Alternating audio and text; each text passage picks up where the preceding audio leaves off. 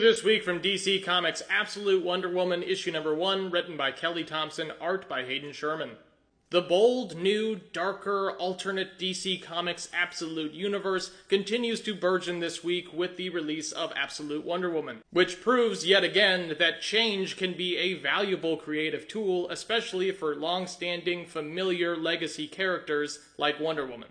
The basic premise for this iteration of Wonder Woman, as relayed in the All-In Special, so it's not much of a spoiler, is that she is a child of hell as opposed to paradise. And the overarching question of all of the Absolute titles being, if an iconic character's circumstances are changed, will it affect their actions and heroism, or will they remain as ever a bright symbol of hope in a dark universe? I absolutely fell in love with this new iteration of Wonder Woman, but I also couldn't help but feel a pervading, nagging, annoying feeling at the reminder, boldly displayed on the 2-page title spread in this issue, that each of these pivotal Absolute Universe series are only 5 issues. I just hope that DC Comics has noted how... I just hope that DC Comics has noted how overwhelmingly positive the reaction to the Absolute Universe has been, with each of the Absolute titles selling out at the distributor level before they were even released. And I hope that that means in kind that they will give the series an extension, or at the very least a part 2. However, what worries me is the narrative direction hinted at in the aforementioned All-In Special, which saw our main universe DC heroes trying to find a way to seal off or destroy the Absolute Universe. I, for one, don't want that to happen anytime soon, like not in the next 2 years. I just think that would be a huge disservice to fans and the hype surrounding these new characters, which have already cemented themselves as definitive iterations of at least the big 3 DC characters. I think that the best case scenario for me is if there was some explanation introduced that establishes the Absolute Universe as a constant orbiting alternate universe to the main line, much like how the Ultimate and 2099 universe exist over at Marvel, existing on the fringe edge of canon for when a particularly interesting or poignant story arises. But all that is a crisis for another time and place, so let's shift our attention back to Absolute Wonder Woman number 1. Of the big 3 characters at DC, Wonder Woman, Superman, Batman, Wonder Woman has certainly had the most meandering series and lore, which makes it difficult for new readers to become acquainted with her. Which is one of the main reasons that this new iteration of Wonder Woman is so exciting, as an inherent fresh start to the character, as well as handedly providing her some contrasting edge as a warrior princess from hell.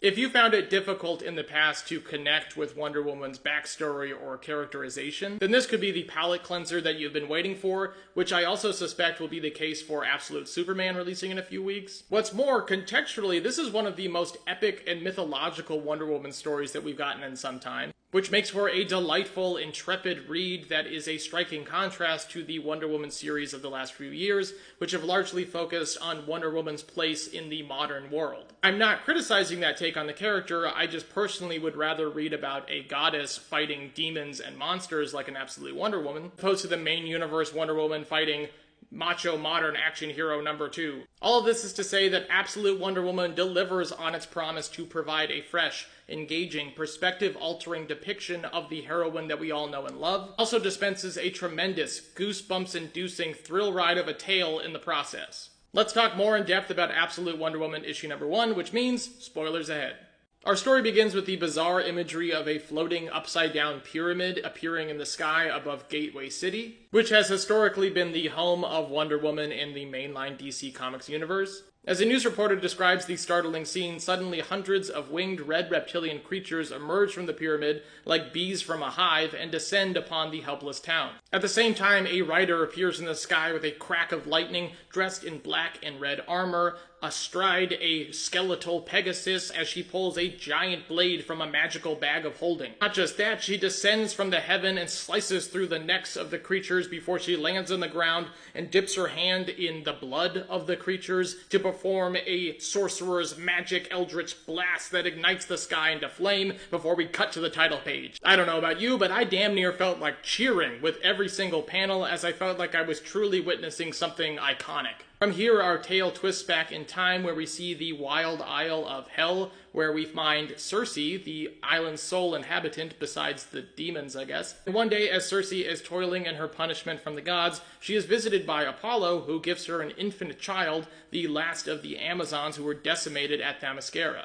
Moreover, Apollo also magically bans the word Amazon from existence and bids Circe to never tell Diana about her history and departs. Circe takes the child back to her cave. She rightfully determines that she doesn't want the burden of a child and watches idly as a snake approaches the sleeping babe who is resting in an island shoal. However, as the snake strikes, the capable Amazon child grabs the snake by the neck and hurls it away. We then see a montage of scenes showing the child growing and adapting to her hellish surroundings as Circe narrates and professes her growing love for this unwanted girl. Admittedly, I have only been acquainted with Hayden Sherman's artwork with their contributive work to Romvey's Detective Comics. They certainly make the case for themselves as one of the most unique, intelligent, and capable emerging artists with their work on Absolute Wonder Woman.